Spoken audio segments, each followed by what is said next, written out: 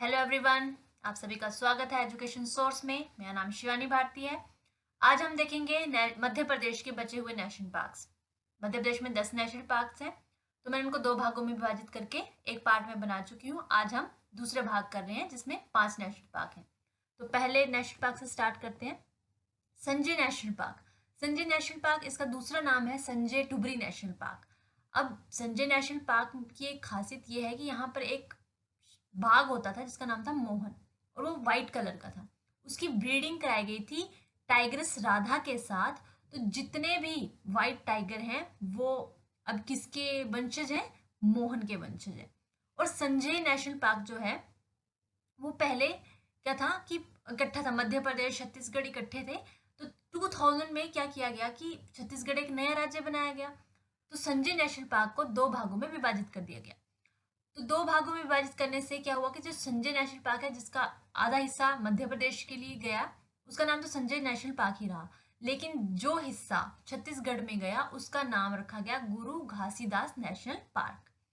और साथ ही में यहाँ पर फॉरेस्ट है, साल फॉरेस्ट। वहां से कॉरिडोर गुजरता है। कॉरिडोर क्या होता है? एक संकरी सी गली जिसे मान लीजिए। तो वहां से बांधवगढ़ और पलामू टाइगर रिजर्व, जो पलामू टाइगर रिजर्व है वो झारखंड में है, और जो बांधवगढ़ है वो मध्य प्रदेश में है। तो वहां से क्या कहते हैं, एलिफेंट जो है वो उस कॉरिडोर से गुजरते हैं, यानी मूवमेंट करते हैं, एक नेशनल पार्क से दूसरे नेशनल पार्क में जाते हैं। दूसरा नेशनल पार्क है Madhav national park. Madhav national park Vindhya hills, Vindhya hills में पाया जाता है।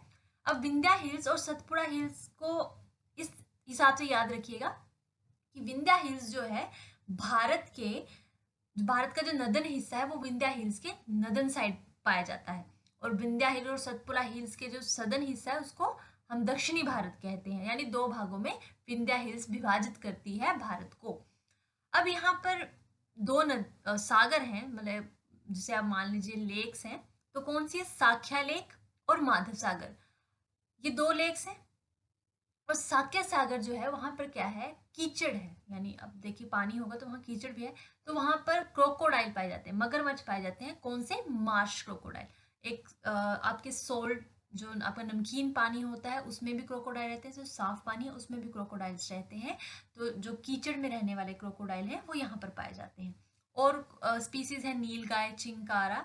और यहाँ के जो वृक्ष हैं वो कैसे हैं? पर्णपाती वृक्ष हैं, जो कि जब आपकी पतझड़ आती है तो वो अपने पत्ते गिरा देते हैं।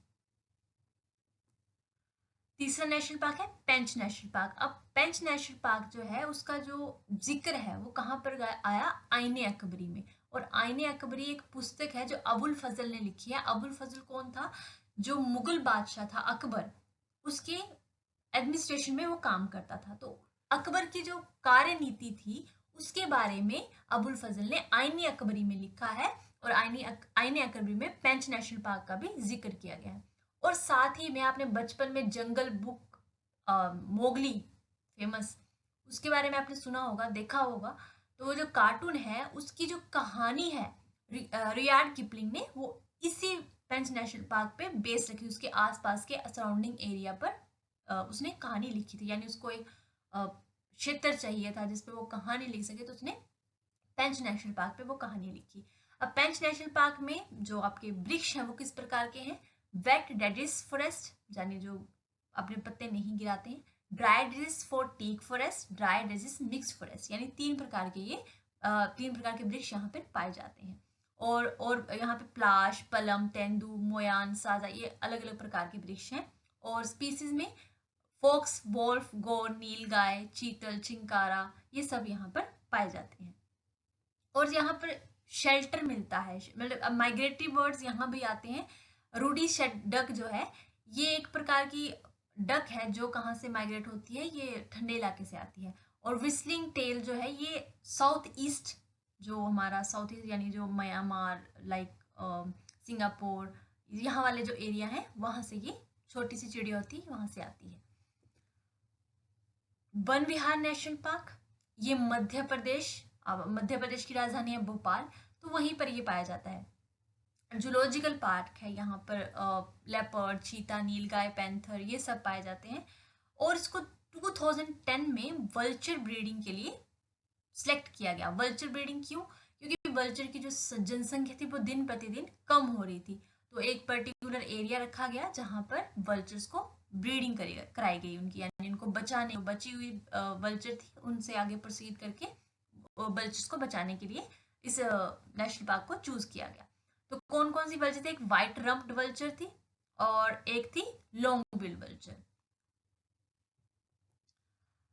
गुगुआ फॉसिल पार्क, फॉसिल यानी अवशेष, अवशेष जो हमारे पूर्वज होते हैं, हम किसके वंशज हैं, क्या क्या कौन सी चीजें पहले होती थी, कौन सी नहीं, तो उनको हम बोलते हैं फॉसिल, जो धरती से निकलती हैं उनको बोलते हैं फॉसिल्स। मध्य प्रदेश के कहाँ पे है? शाहपुरा में है ये, ठीक है।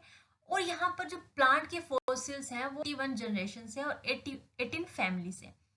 इसको फाउंड कब किया गया था? 1970s में धर्मेंद्र प्रसाद, ये एक स्टैटिकल ऑफिसर थे जिन्होंने इसको डिस्कवर किया, और ये मांडला डिस्ट्रिक्ट में है। उसको नेशनल पार्क डिक्लेयर किया गया 1983 में। अच्छा, अब यहाँ पर जो अवशेष मिले उसमें सबसे जो फेमस अवशेष मिला वो क्या था? पाम फॉसिल, जो आपके ताड़ के पत्ते होते हैं वो यहाँ पर मिले। ये पिक्चर जो लगाई है ये ताड़ के पत्ते की है। तो यहाँ पर जो फोसिल्स मिले वो कैसे मिले? कहा जुरासिक पीरियड और मिड क्रेटेसिस एज में से, यानी जब खत्म होने वाला था जुरासिक एज, उसके बीच के जो अवशेष हैं वो यहाँ पर हमें मिले, ठीक है।